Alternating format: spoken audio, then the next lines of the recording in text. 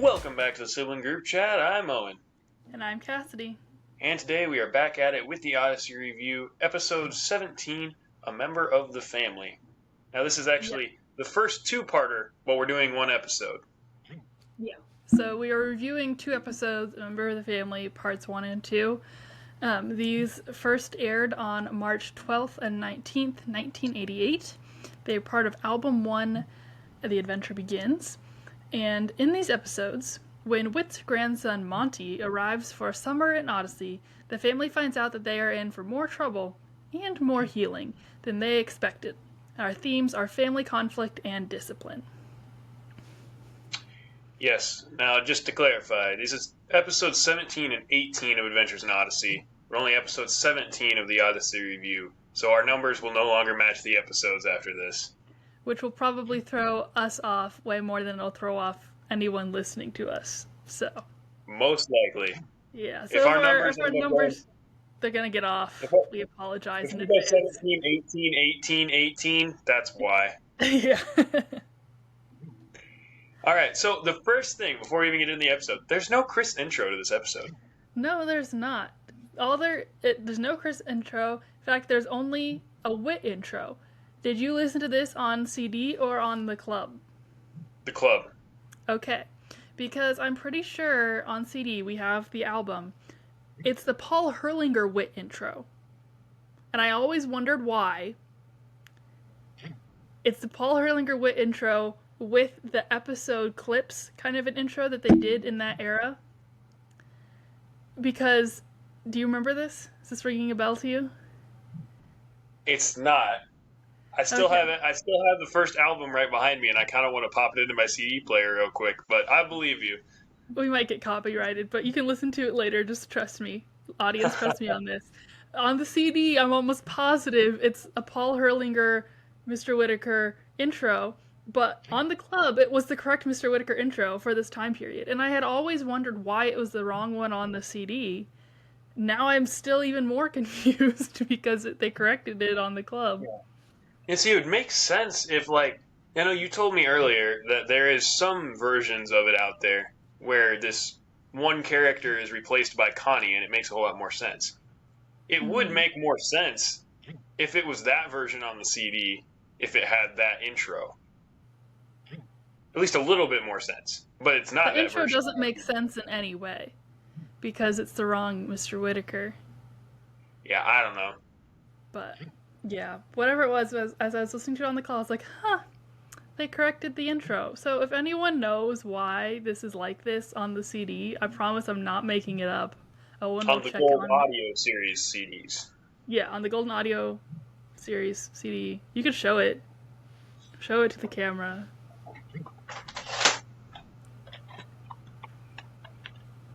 If it'll focus. I don't know. You gotta do the whole influencer, put your hand behind it. I don't know. The diehards know what we're talking about, and I'm pretty sure I'm not being crazy, but yeah. Yeah. So weird. Anyway, should we get into the actual episode? Probably. It took me about an hour to actually get it all listened to, so it might take us an hour to get through it all. Yeah, we should probably get through this. So yeah, no Chris intro. So yeah, our episode just goes straight into the episode. It opens with Whit and Tom at the airport waiting for Whit's grandson Monty to arrive. Mm-hmm.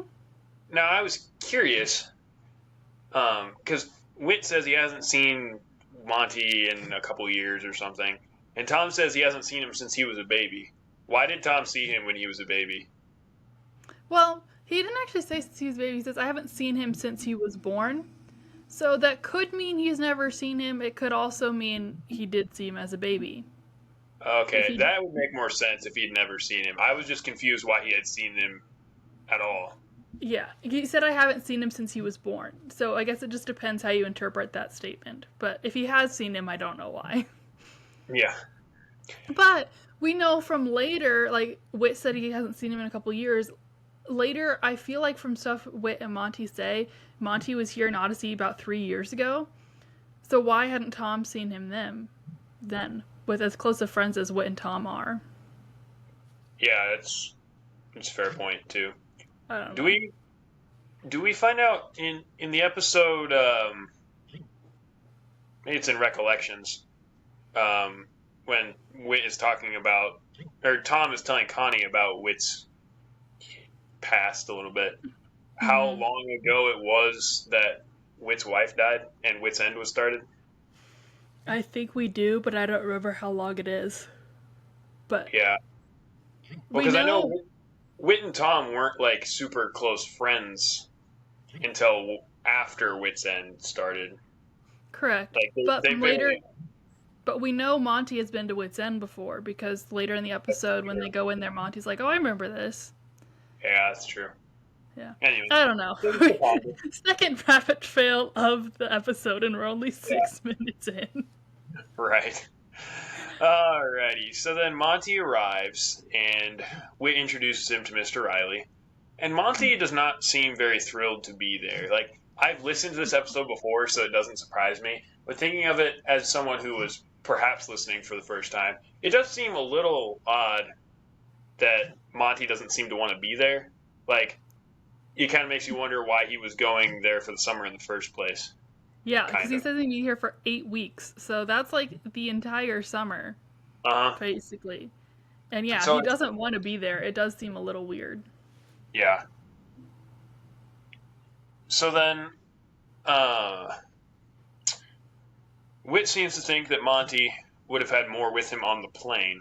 I think Mr. Riley goes to get the vehicle. Mr. Riley had Hmm. driven Whit there. Did we decide a couple episodes ago that Whit doesn't own a car? I feel like No, I he remember having does. a conversation. We had a Well, conversation about it. we were talking about because in the episode where Rachel was always late, he was driving a truck with a bike, but we thought it could be the Wits End Oh, truck. right. I don't think we came down on him for sure one way or the other, but I did think it was a little weird that if Wit has a car, why is Tom driving? Yeah, maybe he just wanted company. I don't know. We don't know for sure where this airport is. In a later date in Odyssey, there's an airport like in between Odyssey and Connellsville. Yeah, but But Odyssey hasn't quite formed to that no, so we isn't don't that really know. developed yet. This airport could be anywhere from just outside Odyssey to a couple hours away. We don't really know. Yeah. So Whit seems to think that Monty would have had like a bigger bag or maybe another bag with him on the plane. It seems like he didn't really have much with him, like as a carry-on or anything. Hmm. And Monty says that the only thing that Monty mentions that's in the bag is movies. And he's like, "You do have a VCR, don't you?" To It's like, Wit. "Nope, sure don't." Wit says no. He also says he doesn't Uh, have cable, yeah, and but then we find out later he does have a TV. I guess he just gets like he the gets closest local. local channels. But we know from episode 9, Doing Unto Others, that Wit doesn't have a TV. See, this is. I didn't think about that. I still feel like this episode went better as episode number 2 than it does as episode number 17 and 18. Yeah. But either But way, regardless, maybe Wit got over his crippling TV TV addiction. addiction. And just He's wait, in. which episode was it that he had that? It was episode 9, is like the Golden Rule episode where this kid That's wanted an to be Not So nice. Harley episode, right? Yeah, yeah. So technically, it was removed from canon. So Wit does not have a TV addiction. I suppose that's fair. Although I do feel like we do know later he doesn't, even now, I think he's admitting he doesn't watch much TV, but I guess he does No, have it.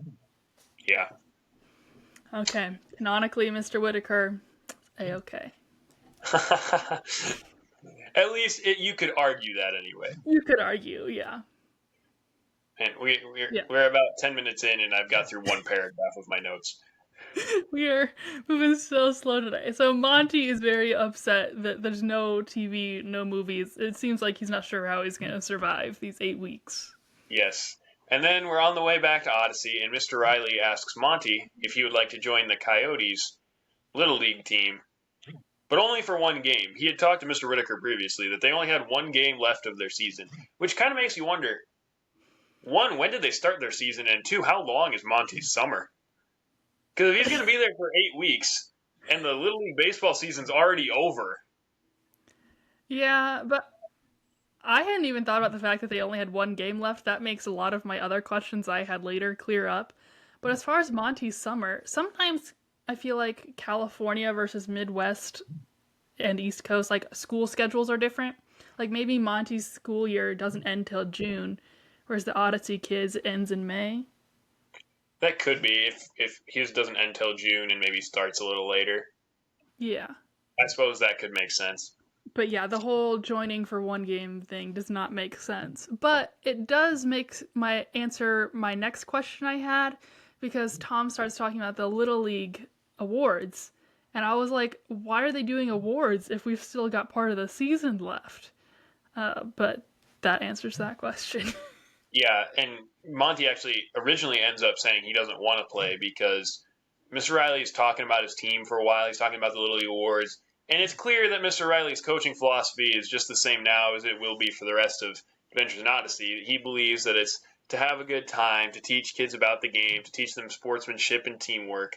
And Monty doesn't seem to appreciate that. He seems to more care about winning and losing than that kind of thing. So he's just like, I think I'll pass. Yeah, I'm good. At least that's the impression I got of why he passed anyway. No, I agree. I was thinking the same thing. So then we're at Whit's house at home, and he's telling Monty, well, Monty's getting settled, and then Monty asks him what he smells, and Whit's got pizza for supper. And it's a frozen pizza, not a Whit's End pizza. Well, the Wits End pizzas were going to be frozen, remember? No, they weren't. Yeah, they were. No, Because, they weren't. Davey wants to start a line of frozen pizzas. He did not say that they made frozen pizzas. That's fair. Well, maybe Davey already started the line. Maybe. Davey is still alive. He comes back 50 years down the road. Not actually, but yeah. Regardless, Monty says that pizza sounds good as long as it isn't a frozen one. But it is a frozen one, so I don't know what Monty has against frozen pizza, but apparently he can't eat it. He's a snob, this kid. He's a Californian he snob. Really is. He is a snob. He acts like he's a hotshot movie star from California. Yeah, and he as soon as it's like, well, it is a frozen pizza, Monty's like, oh, that's fine, we'll just go out to eat. And it's basically no. Okay, we'll just go out. Like it's his decision. Yeah. And he's kind of had this attitude as soon as he got off the plane. He has, and Whit's been kind of keeping him in check. And he's like, well, how about you try the pizza? If you don't like it, there's always good old peanut butter and jelly. It's just such a, Whit would be a guy to just enjoy a good peanut butter and jelly sandwich.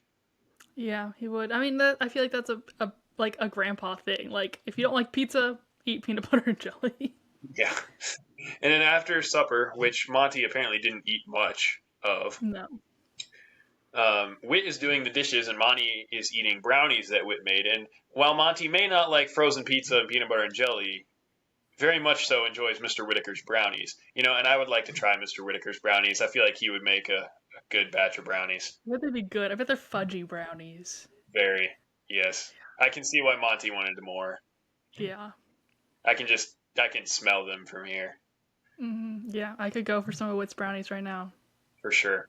Then Whit says that Monty had enough, and Monty was going to watch TV. Actually, no, first Monty was going to watch TV, and he was going to take the brownies with him.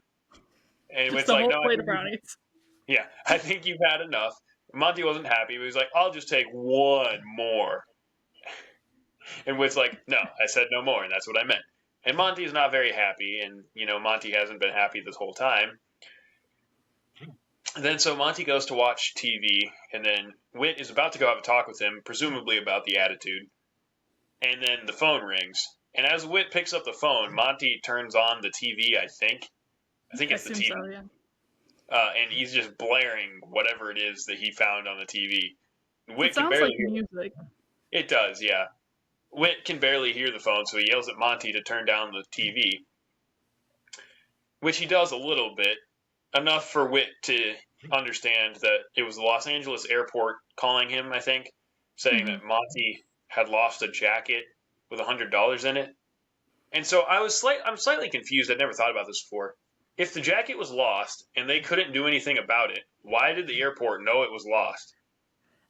I think what happened is when Monty realized he lost the jacket, he went to security or customer services or something and told them he lost his jacket, gave them what his contact info would be, and so they're calling to say that they looked for it, they couldn't find it, it's long gone, we're very sorry. Okay, that kind of makes sense. I was just a little confused on that. Yeah. And so after the phone call, Whit goes in, tells Monty to turn off the TV. And Monty goes, "Oh, was it too loud?" To which Wit is like, oh, you knew it was too loud. It was an accident. Honest. Yeah. Anyway, Whit asks Monty about the jacket, and Monty's like, "Oh, yeah, I left it in the bathroom. Did they find it?" And obviously they didn't find it. And so Monty's pretty upset because he doesn't know what he's going to do. He doesn't have the money. And Whit, the first thing Whit wonders is why he had so much money. Yeah. And just like in his, like, $100 cash in his jacket pocket. Yeah.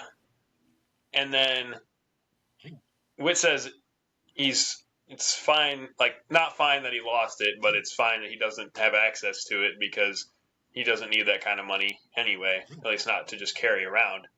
And Monty then asks if he'll be getting an allowance. Like, he's very self-entitled. Like, if I lost my $100, you better be giving me some money. Yeah, and we find out this money was from his savings account, and his mom would, like, help him get it out of the bank just to bring his spending money, I guess, for the summer. But yeah, Monty's like, oh, well, you gonna give me an allowance? Like, I better have some money for this summer. And then so Whit has about had enough, and he says, let's just take a rest for the night. And Monty is like, no, why can't you just tell me now? Do I get an allowance or not? And then so Whit's like, you can't keep talking disrespectfully, and you need to behave by the rules of this house. Your mother and her brothers learned to live by them. You can too. Yep. And then Mr. Whitaker says goodnight. Monty says goodnight. Whit walks out, and Monty throws presumably a shoe against the door because Whit comes back in and says, and here's rule number 2. Never throw a shoe or any object against that door. Yeah. See, at this point, now do you remember on the CD it has the clips of this episode? Because in the pre-episode clips, it cuts straight from, don't throw a shoe or any other object against that door, and then it cuts straight to Monty going, this is dumb, which is from a later scene. But I always hear them together in my head. I do remember that it has the cutscene intro. I don't remember that specific sequence, but... Okay, well, we'll listen to it later. That's because I always hear those two lines together in my head. But yeah, we're not off to a great start for Whit and Monty. No, we're really not.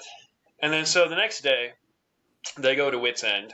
Whit is going to let Monty do a little work to get some money so that he can get to the movie. And Monty is not happy. He's like, why do I have to work for it? And then Whit wants him to do a little bit of sweeping and put Break some down boxes. some boxes.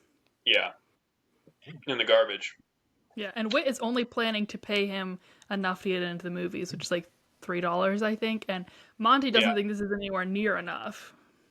Yeah, and Whit says anywhere else he would get 50 cents for that job. I don't know if that'd be quite true. I don't know how large the storeroom is, but it seems somewhat reasonable. $3 for a quick sweep job and throwing a couple boxes away. Yeah, but you also got to think this is almost 40 years ago. Though that's why I'm saying it probably sounds reasonable. The 50 cents or the $3? Yes. I don't know. Either way, Monty doesn't think it's enough. Whit's like, it's actually too much. Like, he'll get you into the movies. That's what you want to do. And then so Monty says he'll do it. But this is when he says, this is dumb. Yeah. But he does it. And so Whit leaves, tells him that he... Huh? He starts to do it. Well, he says he's going to do it. Yeah. And then Whit tells him that when he's done, he can call him on the intercom. Mm-hmm. And then Whit leaves. Yeah. Which, by the way, is this a different intercom than the one Eugene ends up installing later in Odyssey? Because this is like just a phone intercom, not a loudspeaker intercom. It would have to be, but yeah, it did make me think of Eugene's intercom later in Odyssey. Great Eugene line, by the way. I'm just going to quote it since we brought it. I was like, Miss Constance Kendall, please report to the front counter, Center Communications Headquarters, please. I was right behind you in the kitchen, Eugene. We love Eugene's intercom. Yeah, it's great. Anyway, so Monty kind of starts. I think he maybe picks up and chucks a box or something, if that constitutes starting his job. And then he wonders if he can call long distance on the phone that the intercom is also built into. So he picks it up, finds out he can. And so he calls his mother and says that Grandpa's terrible, he's the meanest man he's ever met, and he doesn't want to stay here for the entire summer. Can you please He come even get says me? his grandpa took his money. Oh, yeah, he also says that. False. However, his Wrong. mother, yeah, his mother can't come get him at least until the end of the week because she's at a banking seminar. That sounds like just an absolute blast. I know, but I also feel like this is the go-to mom job because I feel like Connie's mom is also always at banking seminars. I don't know if it's banking. She is often gone. Is it banking?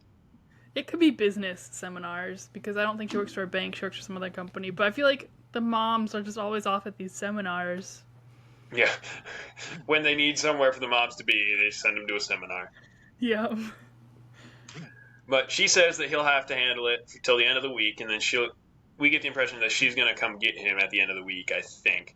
Yeah, because it seems that changing his flight is not in the cards. No. But then instead of actually doing the job so he can go to the movies, Monty decides that he's going to teach his grandpa a lesson. At least that's what he thinks he's going to do. And so he goes to the cash register and thinks that he can get some money out. He can't get it open. And then an employee of Wits End comes up. Not Connie. This is Jimmy. The one appearance of employee Jimmy, as far as I know. Yep, we get absolutely no context about him other than that he works here and he hears Wit talk about Monty all the time.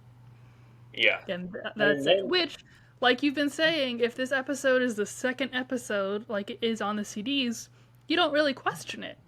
But No, because you don't ever hear that Wit needs help in the first episode, no. and you don't ever hear whether or not he has help. So it would make sense if he did, and you just don't question like, oh, it's an employee at Wit's End. But then by this point, we have established that Wit needed help and that he hired Connie. Yeah. Nothing else. No. And we alluded to this earlier in the episode. I think I saw this discussion on the Odyssey fan club on Facebook, where some people were saying that somewhere, and I can't remember where, but some versions of this episode it does have Connie instead of Jimmy. So I can't speak to having heard this, but it would make more sense to have Connie here. It absolutely would. But then Monty lies to Jimmy, tells him that Wit told him he could get $5 out to go to the movies. And then Jimmy just opens the register and lets him have it. Yeah. You would think he would at least. I mean, Connie would have done the same thing. She just would have been like, oh, okay. Yeah, maybe. I mean, I guess if Wit had been talking up his grandson this long, maybe they would just assume that Wit's grandson was a nice, honorable young man. Yeah. I suppose. Yeah. But anyway.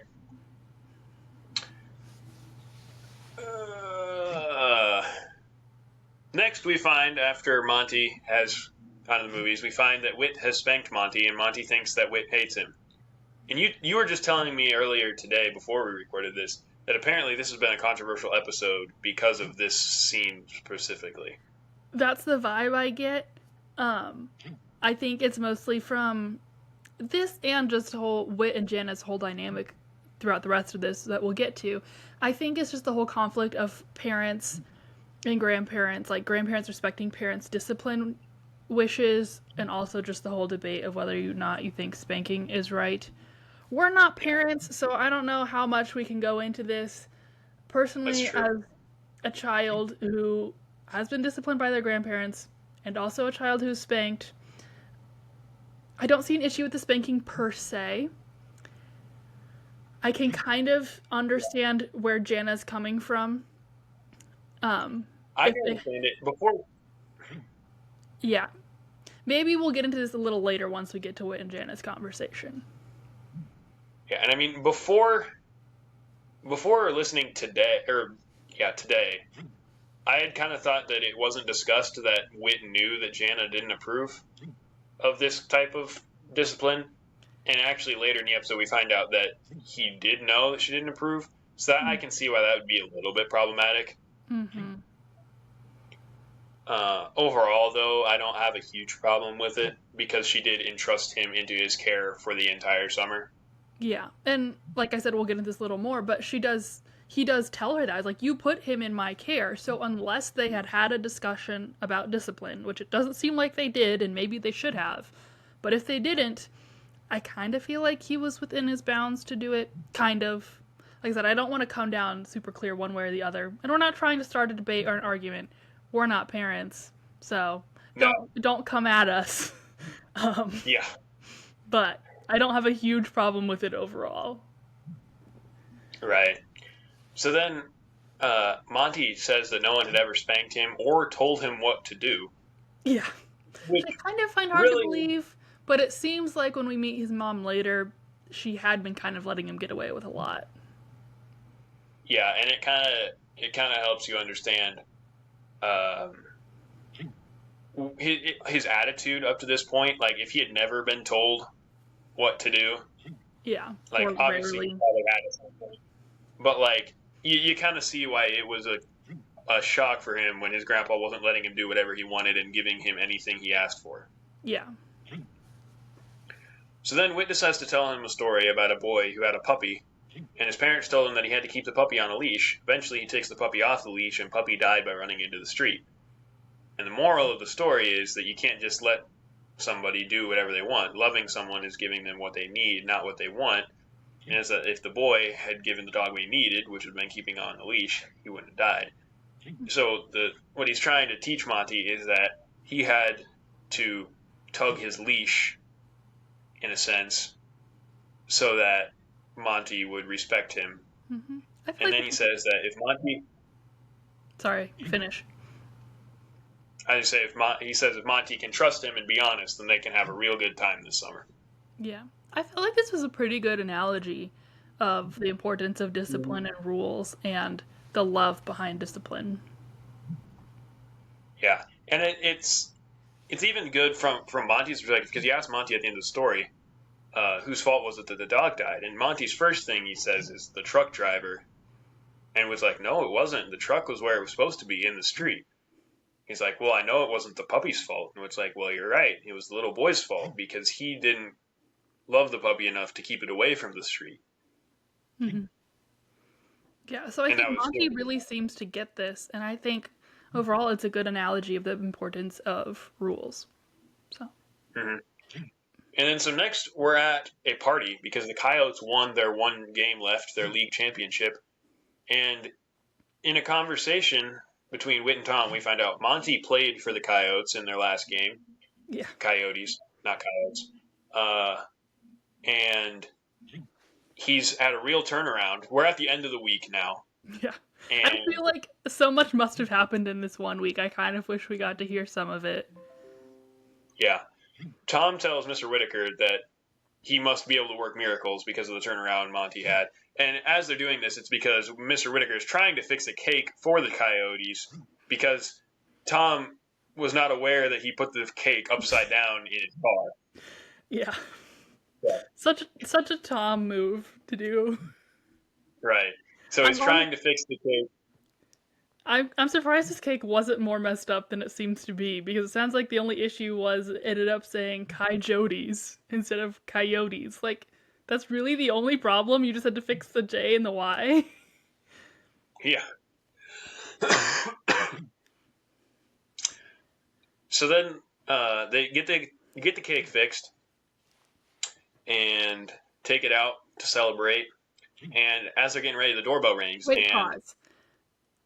Do you feel like the celebration seems to be happening at Whit's house?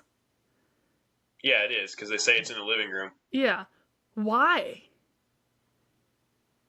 Other than for the story to work, for Jana to show up, why is the party at Whit's house? For storytelling purposes. I think that's the only logical answer.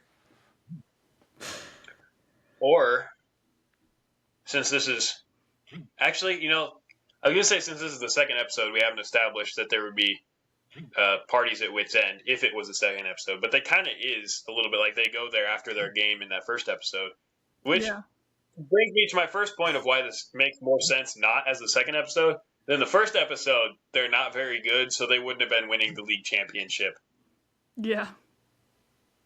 Yeah, I kind of never connected that this was like the same team as episode 1. So are Danny, Ralph, and Amanda here? Probably. Oh man, we missed them. Yeah. But also, this does make sense later because we've had going to school episodes, and Christmas, and Valentine's Day. So it makes sense that this is the next summer. Where it's at now, it would be the next summer, yeah. Yeah. If it's the second episode, it's the same summer. Whereas at now, it's the next summer. Yeah. It really kind of makes sense both places. It just makes more sense to us as episode 2 because it's been that to us. Yeah. Yeah. For those listening, Anyway. You should comment and let us know where you're used to hearing this episode and where you think it fits best. As the doorbell rings, Whit tells Monty to go get it, and it's Monty's mom, Jana, at the door. And he had forgot that he had told her to come get him. Like, it had completely slipped his mind after he'd had this turnaround and him and his grandpa reconciled.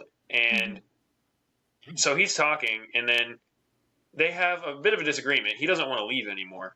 No. And then he says that Grandpa Whit loves him more than his mother does. Yeah, which does not sit well with her, for good reason. No, and understandably so. Mm-hmm. Just to back up just a little bit, did I hear correctly that she tells Monty she drove 250 miles out of her way to come get him? That's less than 5 hours. And? She drove from California? No, she was at a banking seminar. Oh, so you think she just drove here from her banking seminar? Yeah. Okay. That works. Carry on. How would it have been out of her way if she was already... It would have been more than just out of her way if she came from home. Yeah. That's why that whole thing just didn't quite make sense to me. But yeah, I'll buy that. Carry on. Okay. So then, after he tells his mother this, she wants him to go get Whit. And so he does. He goes and tells Whit that his mother is here. Well, actually, he just goes what in. he really tells him is that, I think you need to spank me again. Yeah, he just leads off with that. And it's like, why? Like, Mom's at the door. Yeah. Dun dun dun. That's not the dun dun dun, because then Whit goes to the door, and Janet says, "What did you do to my son?" Then we get the dun dun dun dun. dun. That's the end of part 1, and Chris just tells us to keep listening, pretty much. Actually, yes. I don't think there's anything. I think it just goes right into part 2. Well, she tells us to keep listening, and then that would be the end of the episode. But then, yes, it does go into part 2 now. I have to wonder... Which, by the way... What? I was going to say, part 2 is about 5 minutes shorter than part 1, so part 2 ends up as a pretty short episode. Yeah, they've always flowed together, I feel like, much better. Like, it doesn't feel like a 2-parter to me, I feel like. Like, I know it is. Oh, right. It doesn't I was actually going to ask you. As long as some 2-parters. Because it's not. You done? Yeah. I was actually going to ask you at the beginning of the episode, because I had thought of this. This is the first 2-parter, regardless of where it fits in the order. Do you think that they originally intended to have a 2-part episode, or they just realized that everything they wanted to cover in the episode wouldn't fit in one part, and so they decided to start with or do their first 2-parter? Yeah, I don't know. And then I was also wondering, because I assume when this first aired on the radio, Chris talked at least after, if not before, when they just aired the first episode. And I feel like sometimes they leave that stuff in on the CDs. Like, they don't, like, make it sound seamless between the two like it does here. So I just kind of was curious. I wonder what Chris said about this first episode when it first aired on the radio. But yeah, I don't know what the original intent was for the episode. Yeah, I'm not sure. But anyway, getting into part 2. Mm-hmm. Jana is in tears. Which, we're hold on, picking we up should probably right where we establish. left off. Yeah, we're right where we left off. I think this is fairly clear, but just to establish, Jana is Wit's daughter. That is the parent that Monty has, and Jana is divorced, so Monty's dad is no longer really much in his life. Mm-hmm. And we find out later, I think Jana is Wit's middle child, right? Yeah. Because his oldest son is Jerry, and the youngest is his son Jason. Yeah, so she's the middle child. That's not super clear in this episode, but if you already know she is, you can derive it from this episode. I actually didn't already know she was, and it was pretty clear from this episode. So No. Never mind. To each their own.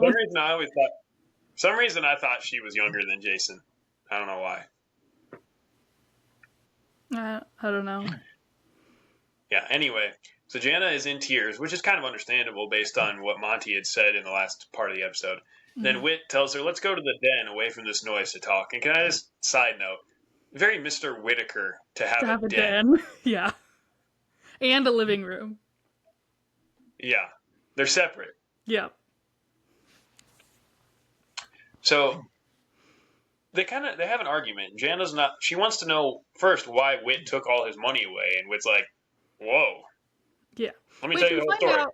Whit does seem to know that Monty had called Jana, but it's pretty obvious he doesn't know what the extent of the conversation was. Well, yeah, because Monty had just told him that before the end of part 1. But when Monty goes and talks to him, he said, Mom is here. I don't know. I felt like it seemed like Whit had already known before this conversation that Monty had called her. Maybe. I didn't get that impression. He said something about, you mean when you called her long distance from my shop? Or something like that. No, Monty told him that he called her long distance, and then... Oh, and he says that to Jana? I think so. Okay. Maybe that is how it is. Even, regardless of whether he knew or not, he didn't know what Monty told her. Right. And then so Whit basically said that Monty had been testing his limits, and he was telling Jana about the things that he had done, and Jana couldn't believe it, and she agreed that he needed to be punished somewhat. If that's really how he acted, she's still kind of in disbelief. Yeah. And then Whit's like, or she asked, so what did you do? And Whit's like, well, what do you think I did?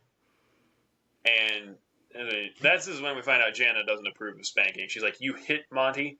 It's like, I didn't hit him, I spanked him. There's a big difference, in which Jana does not think there's a difference. Mm-hmm. And that's kind of where this particular argument ends up stemming from.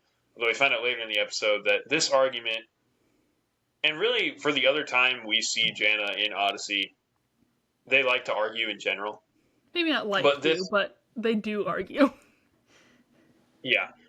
But it really stems from something we'll get into later in the episode, I guess. We should probably just get to it as it comes. Mm-hmm. But, yeah, arguing for them is a regular thing. Yeah. And so Whit then says that whatever she had been doing wasn't working. And Jana's like, oh, so now I'm not a good mother. And Whit's like, that's not what I said. Like, which it kind of is. I don't think he meant it, but he got angry, and that is what he said. And he realizes that he shouldn't have said it. Yeah. And then they kind of just, Jana's like, okay, he can stay for the rest of his party. I'll come and get Monty in the morning. So Jana leaves to go stay in a hotel. Whit says she should stay there, but she says it's not her home anymore and she doesn't want to stay. Mm-hmm. Which I just want to say, I feel like it honestly makes more sense to talk about here, and then we kind of hear the story better later. But on the CDs, there is a bonus feature at the end of this where... It's on the club, too. On the episode? It's like a separate thing, but if you kept listening, it played. Oh, I didn't listen to it. But anyway, they basically talk about when they were writing Whit, they knew he couldn't be, like, perfect. Mm-hmm. And so they were trying to figure out what his major flaw was, and they ultimately landed on that while he was great with kids and great with people, always helping people, that his one flaw was actually that he couldn't do that with his own family.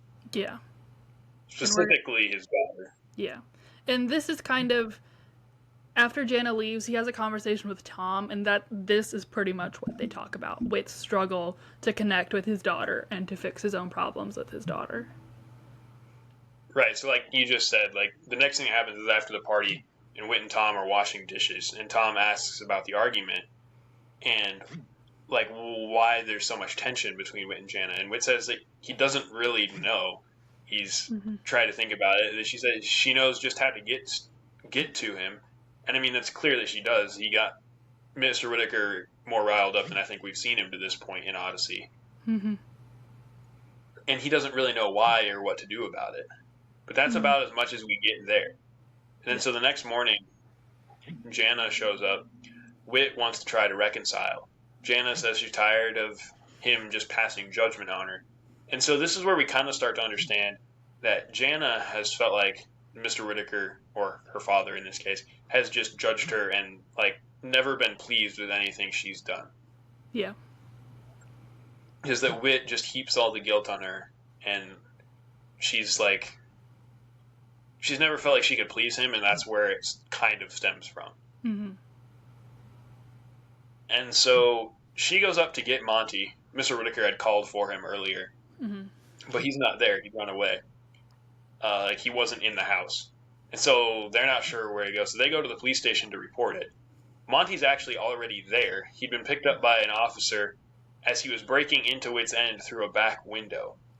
Yep. And so after figuring out exactly what was going on and making sure that Monty was actually related to Whit, the chief says he's going to go get him. And Jen's like, you had him locked up? He's like, sure did, in my office. Yeah. I also like when the sheriff asks Mr. Whitaker, Whit, you going to press charges? And Mr. Whitaker goes, not the kind you should be worried about. And the officer goes, had to ask. Yeah. It's just, like, it's not funny in what's actually happening, but the lines are funny. Yeah. And it shows, I don't think we ever see this police officer again, but Whit's dynamic with almost every police officer that we get in Odyssey is a kind of mutual trust and comical relationship. Like, Mr. Whitaker has fun with all the police officers. Yeah. They're all good buddies. He probably gives them free coffee and donuts. Probably. And I mean, Mr. Whitaker is a secret agent, so... Yeah. But you didn't know that yet. No, we didn't. Anyway. So when they finally get Monty home, first, well, they send Monty up to his room, and then Whit and Jana continue to argue for a little bit. And Whit says they should both go up and talk to Monty, but Jana says no, she's going to go do it by herself. So when she goes in to talk to Monty, he isn't really talking to her. And she wants to know why. And he says, I heard you fighting with Grandpa, and now I'm afraid. He was afraid that he wasn't ever going to get to see Whit again. Because he said that he remembered when her and his dad had fought. Now he doesn't see his dad anymore because he had left. Yeah. And so Jana's like, that's not true. And Monty is not being very respectful to his mother. And then Whit comes in, even though Jana didn't want to originally. And probably still didn't at that particular moment. And she ends up Whit ends up telling Monty to respect his mother and that his mother loves him more than anyone else and that he needs to show respect for her. And then Jana ends up thanking Whit for coming in because they tell Monty to go take his stuff down to the vehicle.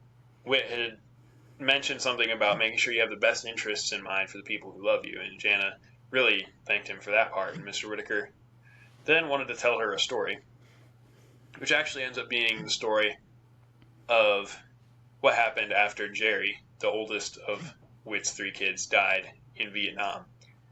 And so what happened is, because Jerry died, Whit had ended up spending so much time with Jason because he was afraid of losing another son, or like he kind of tried to fill in the loss of Jerry by like spending as much time as he could with his other son. And he didn't realize he was doing it at the time, but in doing that he put so much space in between him and Jana that he didn't really know her anymore. Yeah. And that's why he had felt like she could never please him. Yeah. We realize here, or they're realizing together, that was where all of their problems began. This distance grew between them, and it's we don't know how many years later they're still facing the effects of that distance that came between them. Right. And then so they talk some more, and then They get their some good conversation. closure. Yeah. And then so Jana asks him for something that she thinks it'll be hard for him to do. And I don't know that it really was. I don't think it was. No. But she says she wants him to give her a hug. She says he hadn't done it since Jerry died. And he said he had. But she said, no, Dad, not a real hug. And then they kind of, like you said, get some good closure. Monty comes in, finds that they've reconciled, and asks if he gets to stay. And Jana's like, well, it would, but actually you're going to be too busy working. He's like, working? Turns out Monty is going to be working through the end of the summer to pay off the window, and he's going to be on restriction, which he's not too happy about. But if he doesn't give her any problems, then they might get to come visit Whit at the end of the summer because she has some time off coming up. Yeah, and right here is the first time we ever realize that Monty has a little sister, because she says, maybe you and your sister and I can come, which begs the question, where is Jenny this entire time? It's a good question. It's not actually the first time we find that out, though, because at the very beginning of the episode, Mr. Whittaker mentions her. That's true. That's true. He did mention her. But yeah, I was like, where has Jenny been this whole time? But yeah, that's a good question. Yeah. Maybe she's just has a baby. And it's like, as long as we're still invited, we can come. And it's like, well, you happen to be in one of the most exclusive guest house or one of the best guest house in Odyssey. But it's pretty exclusive. You have to know someone. And Monty's like, I know you. Does that count? Yeah, which that was the whole joke, Monty, but good job. You got it. Yeah. And it was like, yeah, that counts. That really counts. And that's the end of the episode. Chris says that happy endings are wonderful, and that's about it. Yeah, but she does acknowledge that they don't always come. And I think she does a good job of wrapping this up, where she says that our pride gets in the way so much of the time, and we all need to be willing to forgive and be forgiven. Uh-huh. So that does it for that episode. Any final thoughts? I don't think so. Other than the controversial issues that we kind of touched on that we don't want to touch on, I really like this episode, and I feel like there's a good message that as a kid listening, I heard but didn't really get, but now coming back and listening to this more thoughtfully, I feel like it's really heartfelt message, like the whole issue between Whit and Jana. Like, I think normally I focus more on Whit and Monty, but this time I focus more on Whit and Jana, and I don't know, I just felt like it was a really good episode in the end. Mm-hmm. Yeah. So what's our next episode? Our next episode, you actually mentioned earlier, is Recollections. I knew that. This is episode 19. This is also part of The Adventure Begins. I had said we only had one more episode of The Adventure Begins left. I was wrong. I think there's only one more left now. But yeah, that will be our next episode. Until then, comment and let us know your thoughts on this episode. Follow us on Facebook and Instagram at the Sibling Group Chat. And yeah, subscribe where you're listening. And I think that's about it till next time. Right? Yep. See you next time. All right. Bye.